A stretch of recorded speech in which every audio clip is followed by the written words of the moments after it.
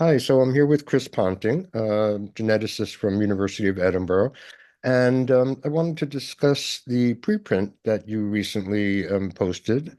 Um, and it sort of, why don't you just tell us about how it came about? It's a big data study, so it's a little dense to read. So why don't you take us through, by definition, so why don't you take us through what you were looking to do and what you actually did? And try to explain it so that people understand what it was that you were looking for. Thanks, David, and thanks for the opportunity to try and explain what we've done. So I have been reading blood biomarker papers in ME for a while, and the one conclusion I came to, and others have also come to, is that the same biomarkers are not being found again and again in different studies. And that lack of replication was a problem, is a problem, because we're only going to make headway towards a diagnostic biomarker panel when we get replication in different cohorts using different methods. And so, in other words, one study would find something, and then another study would not Yeah, find it, would find something different, yeah. or not find the same, have the same finding. And that's a problem. That's a problem in biomarker studies. Is a problem with other aspects of the ME research um, corpus. If you don't replicate something, then I would, I would place most of my bets on those things that have been replicated. Right. And there was a paper, I forget from whom at this moment, apologies to them, which surveyed all of the different metabolite biomarkers, and they came forward and said there's a problem with a lack of replication, and there's a problem sometimes with inappropriate statistical approaches being applied. So, one of the possibilities is that people aren't finding the same things again and again because you don't have enough data. And so that made us turn to the big data type of approaches. And here in the United Kingdom, what we have is the UK Biobank, Hmm. which has 500,000 people recruited to it, sort of relatively older folk. And when they were recruited, blood samples were taken from them, and a variety of questions were asked, including, do you have any health-related issues? And some people then came forward and said, yeah, I've been diagnosed with chronic fatigue syndrome at that point. And they also told people about their general health. Um, and the blood that was taken at that point was analyzed by UK Biobank in so many different ways at a huge cost that so many people, 500,000 people, up to 500,000 people, were studying in that way. And so we just thought, well, they've done a lot of the data generation. Why can't we just go in and analyze the data? Hmm. Uh, and we knew that there were up to 2,000 or so people who we could analyze. Um, These were self-identified as having had the CFS diagnosis, or that they had yeah, CFS, or that they had ME. yeah, and we did some sort of sensitivity analyses also that if people had said at that point that they were of poor or fair health, then we saw that what I'm going to discuss with you, the signals, they actually increased in size. Hmm. Uh, and so there was a sort of sharpening of what we found for those people who self-reported as having ill health, as well as having chronic fatigue syndrome. Um, and this isn't me. I came together with my colleagues here in the University of Edinburgh and students, and in basically an unfunded study, Hmm. we decided that we would try and find out what are the differences between people with ME/CFS and people without ME. With respect to all of the different molecules and cells that have been measured in those people's blood. So that's the major thing. We wanted to see whether there was a difference on average for an abundance of a molecule between people with ME and people without ME. That's the first thing. And then we thought at the beginning, well, it could be that if we find such things, it's down to activity, or more precisely, inactivity of people who are less able to exercise because of post-exertional malaise. Mhm. And So that the inactivity itself would be the one what was causing yeah, well, might be yeah, causing the problems, the symptoms. right. And so if we found such blood molecules, then someone else would come to us and go, aha, it's not their ME that explains that, it's their relative inactivity. So we decided to build that into the study and ask the question, if we have that as part of the model, then is that a better explanation of any change that we see than people's ME status? And to cut to the chase on activity, we found almost nothing. There's really surprising nothing. I had thought they would find something to do with activity and ME status. No, there's almost nothing. And so that any So of the differences were not related to any of the differences that you found were not related to it could not be attributed to inactivity. yeah, yeah, yeah. So the more formal way of putting it is ME status. Its effect on the blood molecule level was not explained by those people's inactivity. I see. Okay. And so we therefore put that to one side and just say, okay, we find some molecules that on average are different between people with ME and not. But I'll take you back to the beginning of our discussion. We needed to have replicated observations. And because the study was so large, UK Biobank so large, we could hold women, females, separate from males, hold them apart and do the study on each of them in turn and therefore independently. Hmm. Um, and that allowed us to ask the question, is the male disease different from the female disease, essentially? And the answer to that is there's almost no difference between them.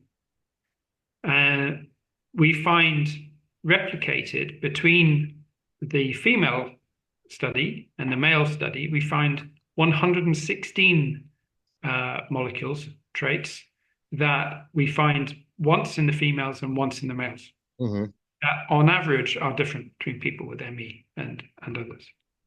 116 of them.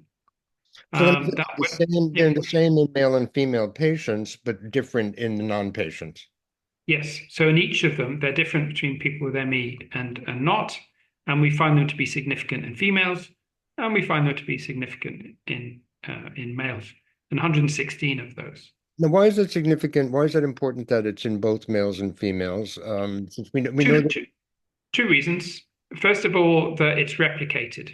We just taken one set of people and asked the question, and then another set of people, and we replicate the findings. So it's not just sort of an artifact. Um, that's the first reason. And the second reason is that we wanted to know the answer to this question, is the disease in females different from the disease in males? And it would appear to be not the case, that they are very, very similar in terms of their blood biomarkers. So, so we're pretty happy and actually surprised by that, What would it quite mean if there were substantial different, difference. what would it mean if there were differences between the males and females? What would that suggest? Um, so it's a reasonable question to ask about the female disease and the male disease because, as you know, around about 5/6 or whatever people with ME are female. Right. So there's a female dominance, and so it is quite possible that there's a female difference as well in disease. Um, Hmm. so what would it mean? Well, it ultimately. it could be that in the future a treatment might need to be female Hmm. targeted. That ultimately that's the um, something I wanted to say. Um, so that's what we've pre-printed on medRxiv, and we had some really great comments from people in the ME community back, and so we've improved it and put out version 2 again on medRxiv, and it's now under peer review.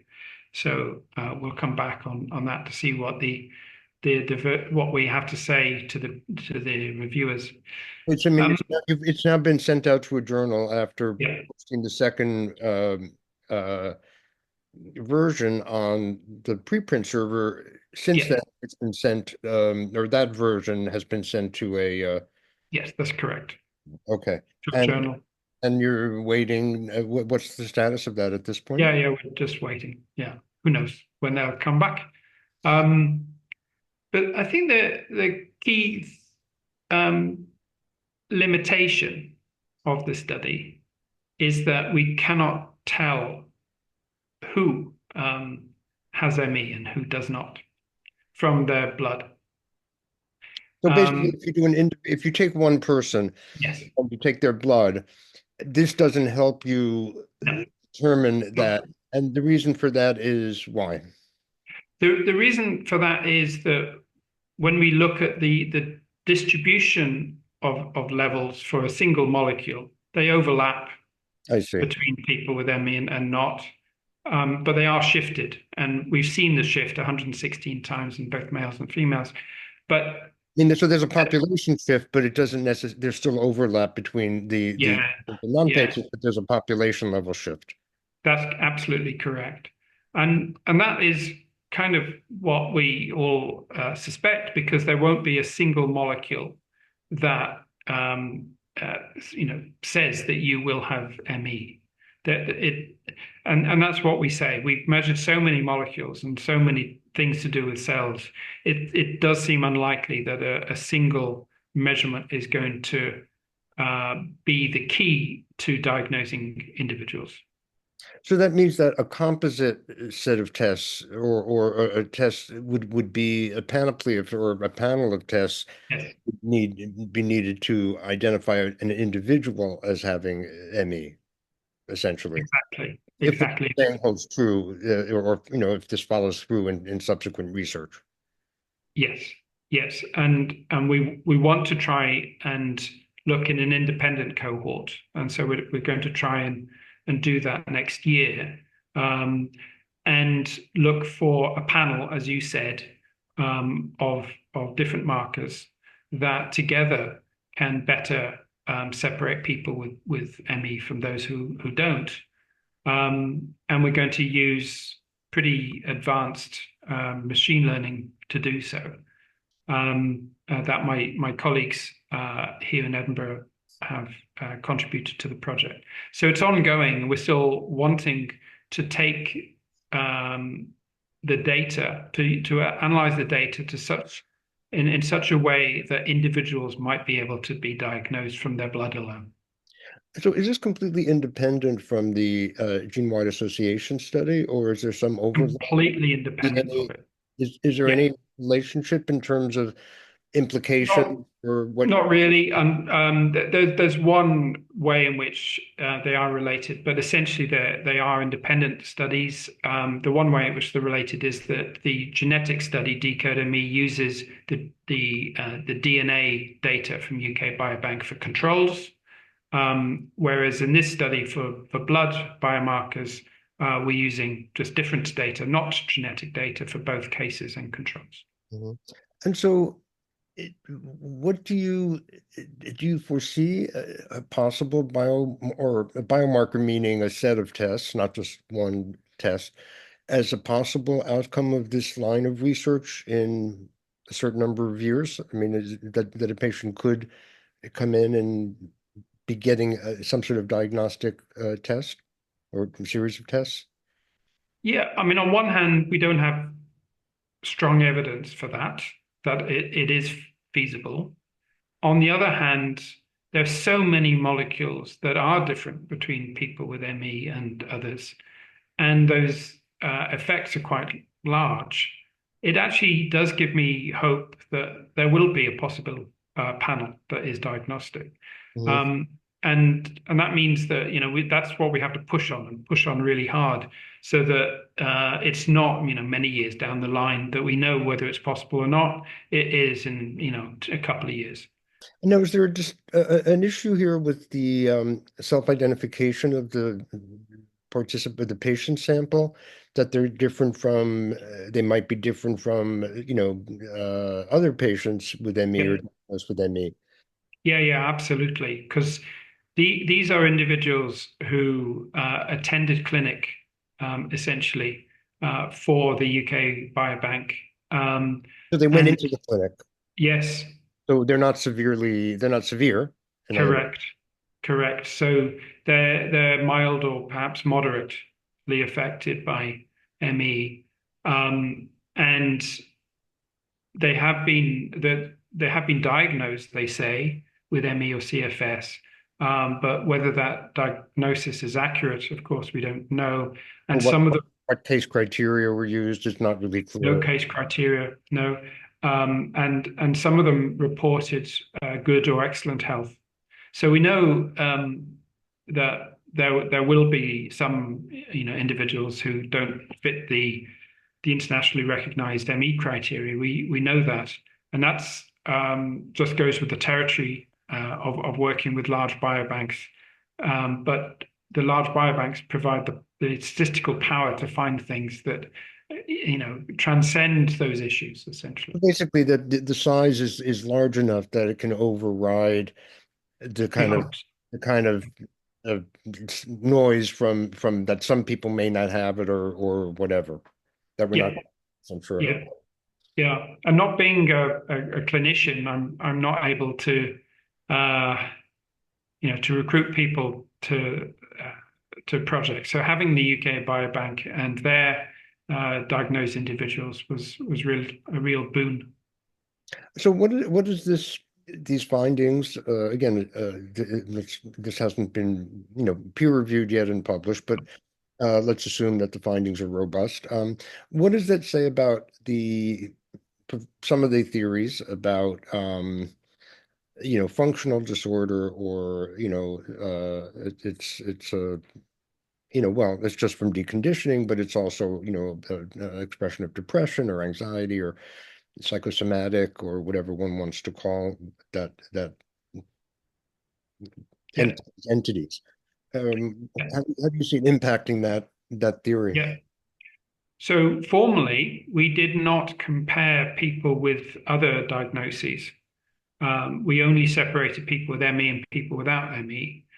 So we didn't, in this study, uh, do analyses that would directly address what you just said. Um, to do that, we would have to ask the question whether these blood level changes are also seen, for example, in clinical depression, No. Or are they people with that specific for diagnosis. ME, or are they Yeah, more widely seen? yeah. Um, however, uh, so less formally, I would say that blood markers of inflammation, which C-reactive protein, for example, um, and insulin resistance and liver disease, which are the major categories of markers that we did find to be different, um, were not consistent with the the usual way of um, diagnosing individuals with these other disorders. So I would say, applying Occam's razor, thinking about the simplest explanation for the results that we have, it is that we have seen changes that are due to ME status and not any other diagnosis. Mhm. And it's not clear whether those changes are causative or whether they're consequences, or where they Yeah, in the it's very important to say that. Absolutely, I suspect they are downstream consequences, uh, but not due to activity or inactivity. but Right. due to other things. And those other things could be diet, for example, they could be medication. For all I know, I'm not able to rule those things out. Um, so they absolutely could be. So in genetics, we have an opportunity to look at causation, but outside of genetics, really it's hard, or if not, or impossible, perhaps, to separate consequence from cause. Okay. And so just the next steps for this is to get it published, obviously. Get Uh, it published, yes. and But to ask the question whether we can diagnose people at the individual level, and if so, at what level of uncertainty can we do that? mhm. And can you tell if the findings, the things that are different, or do they relate to some of the theories that people have, or about what might be causing it, and so on and so forth? Or is your analysis not that detailed in terms of comparing We that? we don't say very much about whether we agree or disagree with other studies. Where studies have found essentially the same thing twice or more, we do compare back to things like natural killer cells and Mm, their function. But the other findings that have been seen once, we don't refer to them. Um, Basically because there have been so many associations that have been reported previously that we would have spent most of our time just saying whether we agree, which is on very few occasions, and disagree on most. For the rest of the manuscript, we didn't want to do that. mhm. But is your sense that it conforms to some of the things that people have seen, or it's just a different ball of wax entirely? Well, in given that we did not, with a very well-powered study, we did not replicate others' findings that had been published previously. I would venture to say that unless we have, very different cohorts with different segments of ME symptomology, which is possible, we talked about that, that really the less well-powered study may have found things that will not be replicated in the future. I see. And so again, can you just tell us what the general areas you mentioned it, but what in liver function and what else was sort of among the Yeah, low-level chronic inflammation is a major one. Mhm, Insulin resistance and liver dysfunction. And these are common blood tests. That's why UK Biobank used them. mhm. So they would be very easy to roll out into the general population. And that was really appealing when we were deciding how to perform this analysis. Okay.